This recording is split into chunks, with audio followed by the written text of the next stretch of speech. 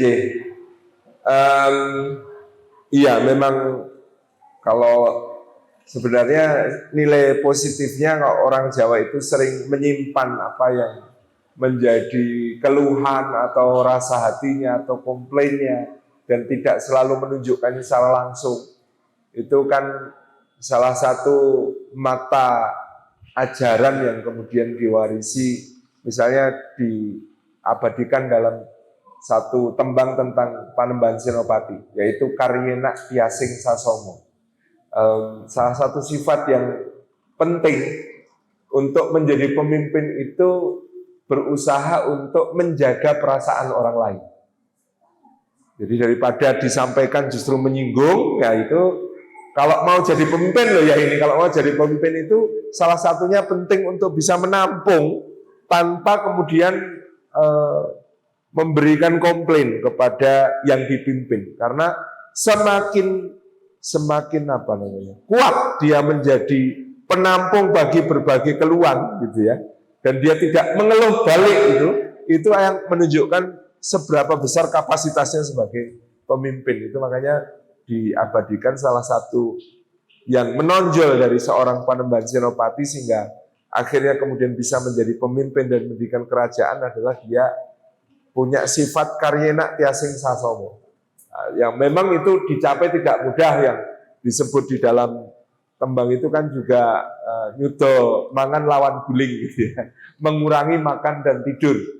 Ya, berarti memang dari sisi pendidikan ini sekaligus untuk menjawab proses gitu. Karena ini renungan saya juga sekarang ini, misalnya membandingkan antara yang disebut mondok zaman saya dengan zaman anak saya sekarang itu kok ada perubahan gitu. Artinya dulu kita menghayati yang namanya urip prihatin, urip tirakat gitu ya, yang namanya urip mujahadah, itu salah satu hal yang kita yakini punya dampak dahsyat di masa yang akan datang.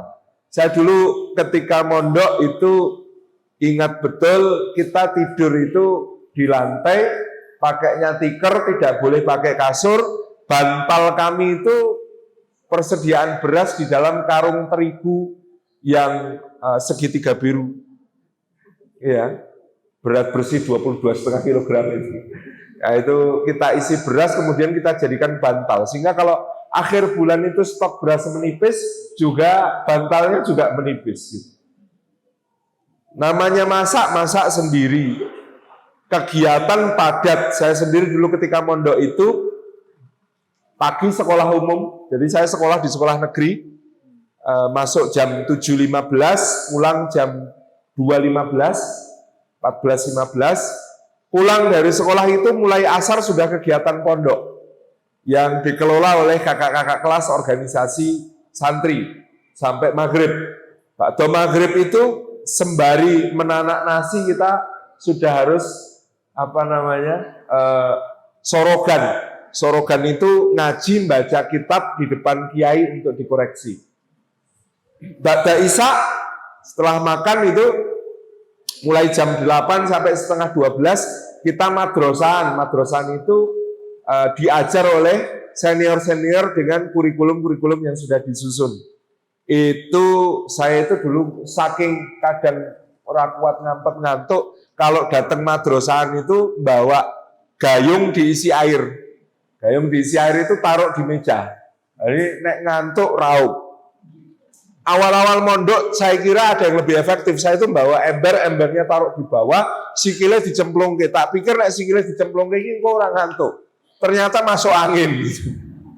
Maka saya ganti dengan bawa gayung itu taruh di meja, diraupi setiap kali ngantuk. Itu kemudian nanti jam 3:4 sudah dibangunkan untuk ada jadi dulu ada seksi pembangunan di pondok. Seksi pembangunan itu bukan bangun pondoknya, itu membangunkan santri. Terus kemudian nanti ba'da subuh sudah sorogan lagi, setor bacaan kitab kepada kiai lagi, masak, wis mepet, lalu jam 6:30 wis kudu mangkat sekolah gitu ya.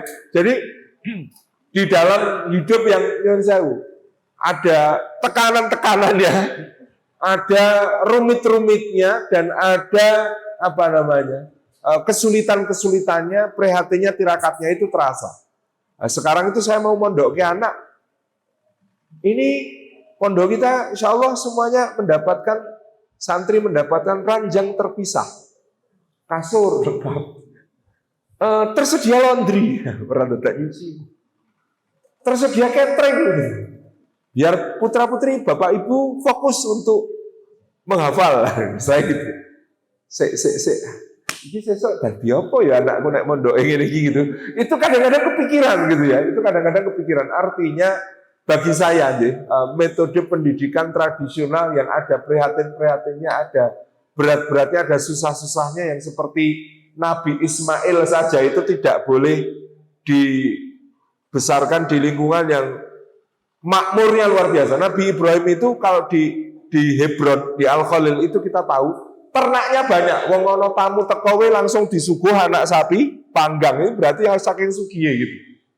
Tetapi anaknya ditempatkan di biwadin ghairi dzara'in inda baitikal muharram, di lembah yang tidak bertanaman di dekat rumah engkau yang mulia ya Allah. Itu menurut saya terbukti dari generasi-generasi. Semua pahlawan besar itu hampir semuanya, bahkan ketika pun dia raja atau pangeran, dulunya hidupnya mesti prihatin atau di luar istana. Diponegoro meskipun putra Sri Sultan Hamengkubuwono III tidak hidup di istana tapi di luar, di Tegalrejo. Sri Sultan Hamengkubuwono IX itu sejak umur 3,5 tahun sudah dikoskan di keluarga Belanda.